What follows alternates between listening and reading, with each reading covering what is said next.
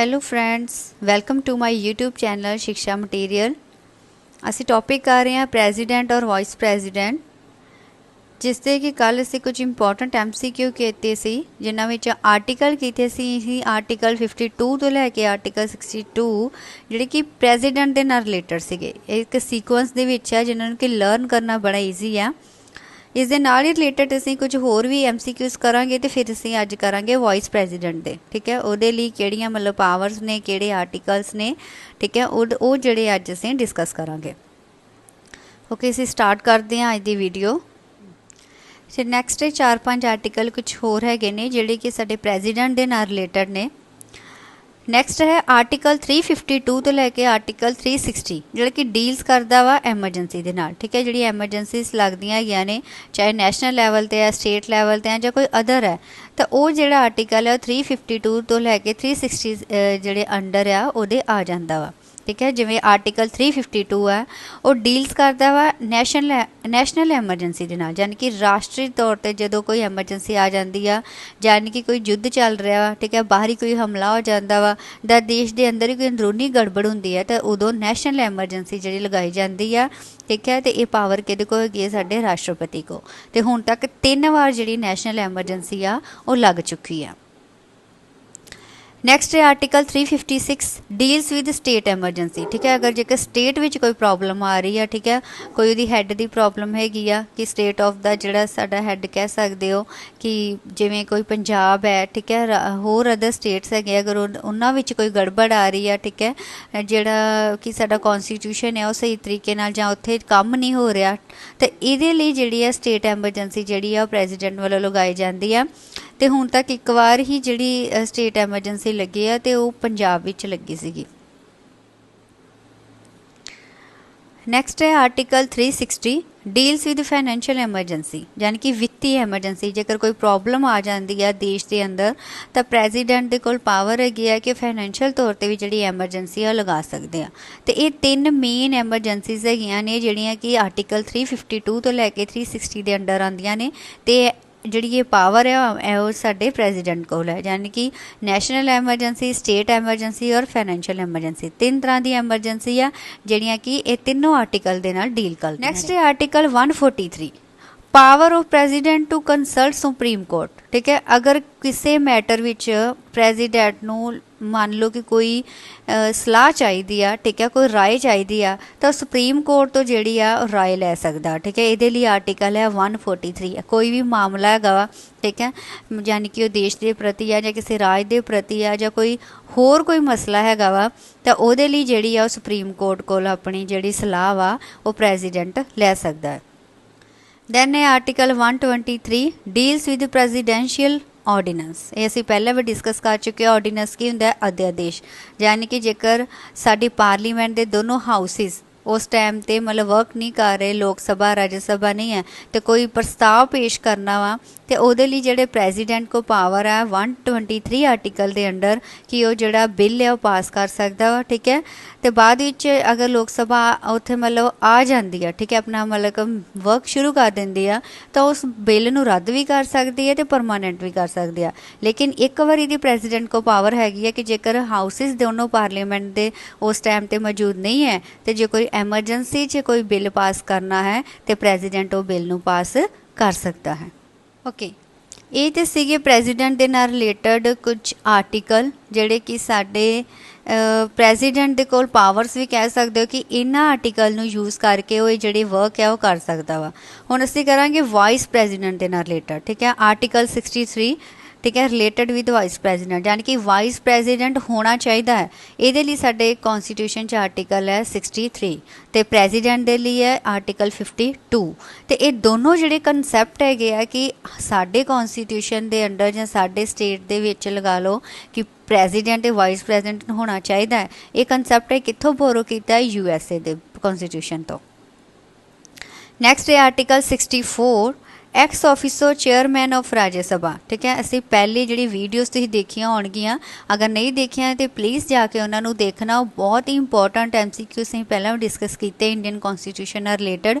उहदे विच एक क्वेश्चन ही कीता सीगा, ठीक है, कि जिहड़ा ਵਾਈਸ ਪ੍ਰੈਜ਼ੀਡੈਂਟ ਹੁੰਦਾ ਵਾ ਉਹ ਰਾਜ ਸਭਾ ਦਾ ਐਕਸ ਆਫਿਸੋ ਚੇਅਰਮੈਨ ਹੁੰਦਾ ਹੈ ਤੇ ਉਹਦੇ ਲਈ ਸਾਡੇ ਕਨਸਟੀਟਿਊਸ਼ਨ 'ਚ ਆਰਟੀਕਲ ਹੈ 64।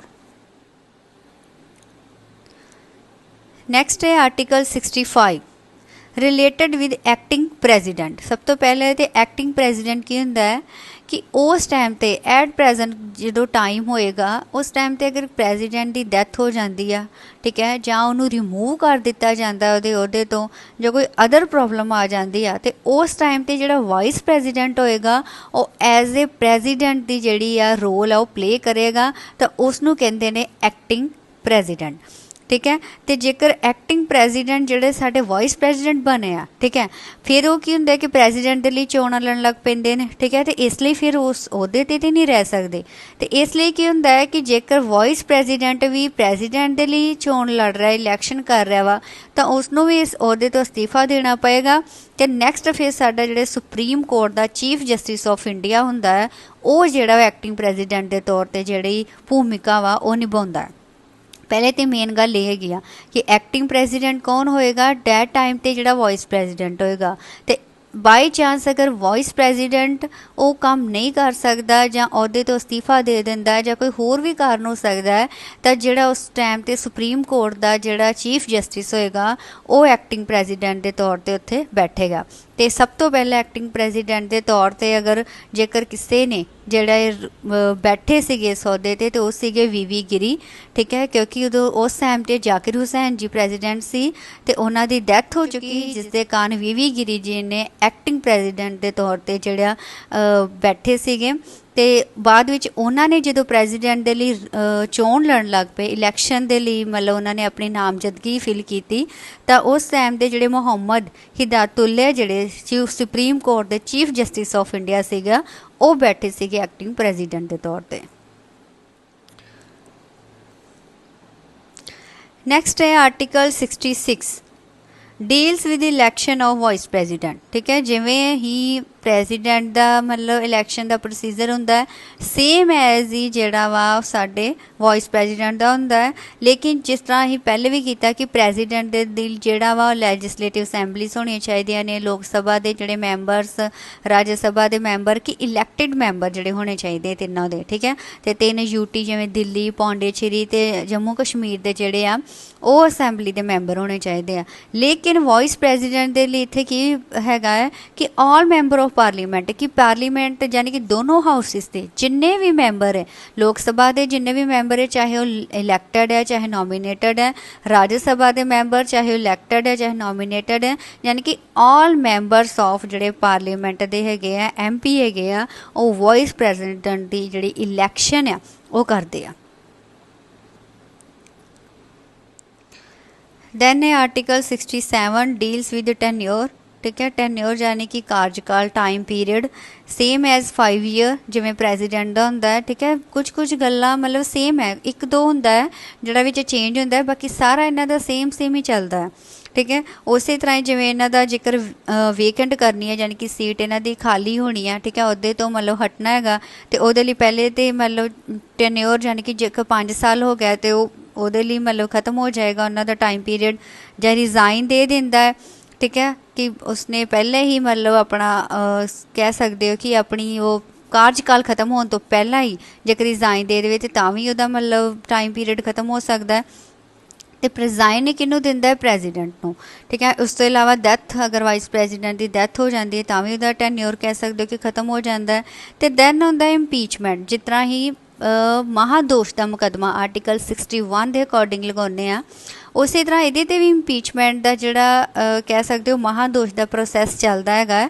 ਲੇਕਿਨ ਜਿਸ ਇਹਨਾਂ 'ਚ ਡਿਫਰੈਂਸ ਇਹ ਹੈ ਕਿ ਉਹਦੇ ਵਿੱਚ ਅਸੀਂ ਇਹ ਗੱਲ ਕੀਤੀ ਸੀ ਪ੍ਰੈਜ਼ੀਡੈਂਟ ਦੇ ਲਈ ਕਿ ਜਿਹੜਾ ਇੰਪੀਚਮੈਂਟ ਦਾ ਪ੍ਰੋਸੈਸ ਹੈ ਬੋਥ ਹਾਊਸਿਸ ਵਿੱਚ ਹੋ ਸਕਦਾ, ਯਾਨੀ ਕਿ ਲੋਕ ਸਭਾ ਵੀ ਲਗਾ ਸਕਦੀ ਹੈ ਅਤੇ ਰਾਜ ਸਭਾ ਵੀ। ਬਟ ਇੱਥੇ ਇਹਦਾ ਵਾਈਸ ਪ੍ਰੈਜ਼ੀਡੈਂਟ ਦਾ ਇਹ ਡਿਫਰੈਂਸ ਹੈਗਾ ਕਿ ਇਹਦੇ 'ਤੇ ਸਿਰਫ ਅਗਰ ਇੰਪੀਚਮੈਂਟ ਦਾ ਅਗਰ ਪ੍ਰੋਸੈਸ ਲਗਾਉਣਾ ਹੈ ਤਾਂ ਸਿਰਫ ਲੋਕ ਸਭਾ ਹੀ ਲਗਾਏਗੀ। ਕਿਉਂ ਲਗਾਏਗੀ? ਕਿਉਂਕਿ ਇਹ ਤਾਂ ਖੁਦ ਐਕਸ ਆਫਿਸੋ ਜਿਹੜਾ ਚੇਅਰਮੈਨ ਹੁੰਦਾ ਹੈ ਰਾਜ ਸਭਾ ਦਾ, इस तो इलावा एलिजिबिलिटी की होनी चाहिए वाइस प्रेजिडेंट की। First of all citizen of India हो, भारत का नागरिक होना चाहिए, same age president, age of 35 होनी चाहिए है, ठीक है। नो ऑफिस ऑफ प्रॉफिट यानी कि किसी लाभ के अहदे नहीं बैठा होना चाहिए। तो एक होर ये डिफरेंस आता है कि एलिजिबल मैंबर फॉर राज्य सभा। देखो मैंबरस जड़ा वा राज्य सभा का होना नहीं चाहिए, एलिजिबल यानी कि योग होना चाहिए है, योग होना चाहिए है कि वो राज्य सभा का मैंबर बनन दे, लेकिन उसका मैंबर नहीं होना चाहिए क्योंकि लाभ के अहदे ते नहीं होना चाहिए। ये पहले असी किया है थर्ड पॉइंट। ये सिर्फ डिफरेंस है वा प्रेजिडेंट के नालों। इस तो इलावा नैक्सट है article 69 deals with auth of vice president, ठीक है। वाइस प्रेजिडेंट की सौं के नाल रिलेटेड किहड़ा आर्टिकल है 69। तो वाइस प्रेजिडेंट नूं जिहड़ी सौं किहदे द्वारा चुकाई जाती है, प्रेजिडेंट के द्वारा। जेकर इसने अस्तीफा देना वा, रिजाइन देना, तो वह भी किनू देगा, ये प्रेजिडेंट नूं। Next question is who was the first vice president of India, ठीक है, कि भारत का पहला उप राष्ट्रपति कौन सी। Option A V Giri, option B Zakir Hussain, option C doctor Radha Krishnan and option D doctor Rajendra Prasad. And first vice president कौन सी के, डॉक्टर राधा कृष्णन। तो प्रेजिडेंट कौन सी, डॉक्टर राजेंद्र प्रसाद, ठीक है। First president doctor Rajendra Prasad and first vice president doctor Radha Krishnan. Next who was the current vice president of India, यानी कि हुण दे 13वें जिहड़े उप राष्ट्रपति है एट प्रेजेंट टाइम कौन है इंडिया दे। Option A Pratibha Patil, option B Venkaiah Naidu, option C Ramnath Kovind and option D Neelam Sanjiva Reddy. ये राइट आंसर है ऑप्शन बी वेंकैया नायडू, यानी कि साडे करंट 13वें जिहड़े वाइस प्रेजिडेंट ने।